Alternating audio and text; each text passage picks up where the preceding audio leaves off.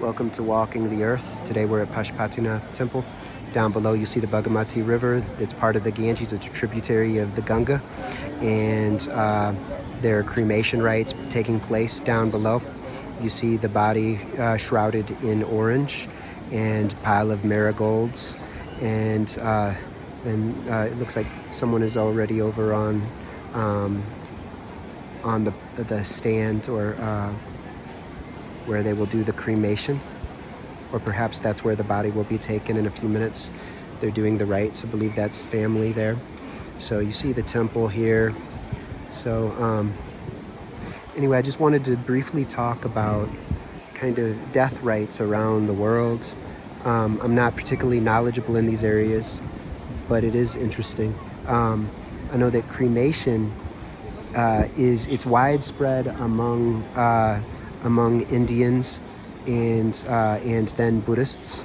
So it's quite widespread across South and Southeast Asia. So you find it in India, you find it in Nepal, you will find it in Sri Lanka, in Myanmar, Burma. You'll find it in Thailand, Laos, Cambodia, Vietnam. Now there are many Hindus and Buddhists in Malaysia, and then in Bali in Indonesia, in Lombok and Gili Islands area, I believe. So they may also do cremations in those locations, if you could let us know. And then historically, many of the Mahayana Buddhists would do cremations in East Asia. So China, Korea, Japan, although I'm not sure that it was as widespread among non-monastics as it is in South and Southeast Asia. Perhaps, again, that's something that you might know more of. Cremation had been widespread in the Mediterranean region. I know that there were many Greeks who had cremated their dead, and many different European groups in ancient times that have been labeled polytheists and pagans. They also traditionally would cremate their dead. I'm not particularly aware of that. I'm going to have to do a bit more research and then do a follow-up to this. So besides cremation, we've got embalming and entombing traditions present throughout the Fertile Crescent. And I do believe they did in Anatolia. They would do, like, the Hittites and maybe the Assyrians also had cremated bodies at one time. But throughout the Fertile Crescent and down into Egypt, embalming and entombing people was very common. And I mean, obviously we know about the pharaohs, the mummification process. We know about the leaders in Nubia and Kush that would also embalm and entomb, in Babylon and these regions, throughout the Holy Land, in Lebanon, Syria, what's now Palestine and Israel. These areas, people would be embalmed and entombed in man-made caves, and traditionally in natural caves. We'd also have, and then in Southeast Asia, there were areas where people would be buried in caskets and put into natural caves, sometimes hung vertically, sometimes placed horizontally.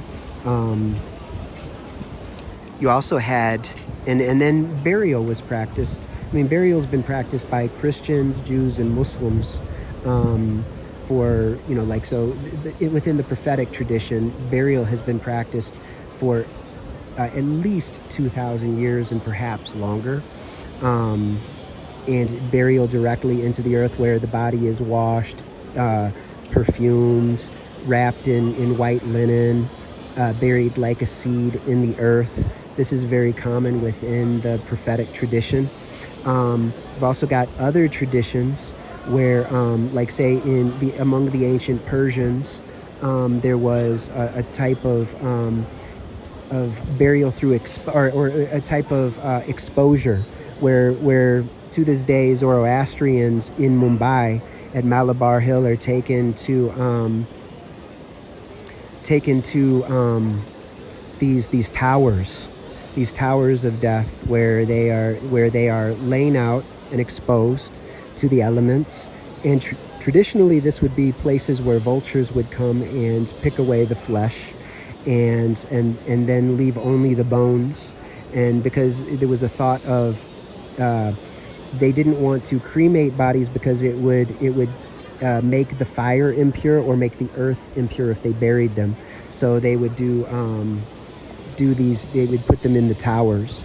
Now I'm not sure what would be done with the bones after, if the bones were interned in ossuaries, in like little shrines, or entombed or buried after they were clean.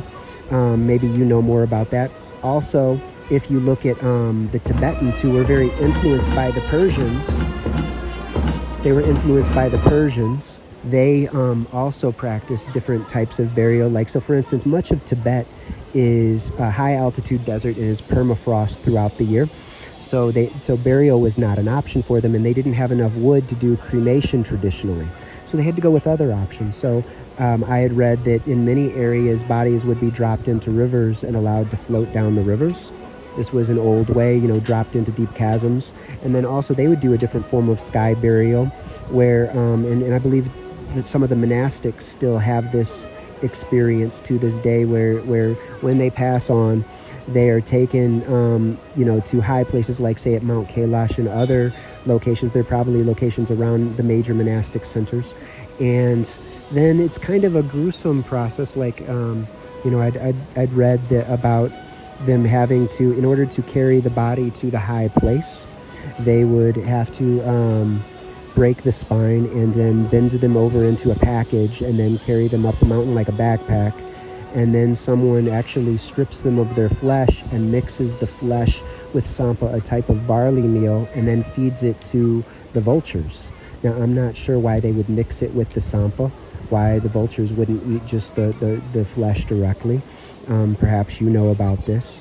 This one is a very disturbing tradition. It seems related to human sacrifice, and perhaps it's a part of the Chode ritual, and some tantric tradition is related to it that I'm unaware of. So if you happen to know, please put it in the comments. I'm going to have to do more research on this.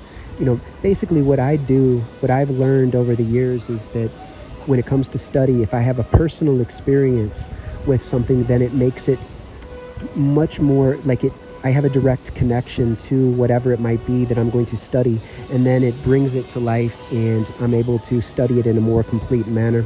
So I'll discuss that in another video. But so now that I've come to these ghats, like, I have more to contemplate and think about, and a more specific set of questions to seek out answers to. So anyway, before drawing this to a close, I'll talk a little bit about, within the monotheistic traditions of Judaism, Christianity, and Islam, there's a distaste and a revulsion from cremation, and for most devotees. So, and it's interesting. In some people's minds, it seems to be related to hellfire. It's like like it would be a desecration of the human body, and that also to burn the body. It's associated with, people don't want to burn in hell, so they wouldn't want their body burnt. But it's, some people have said,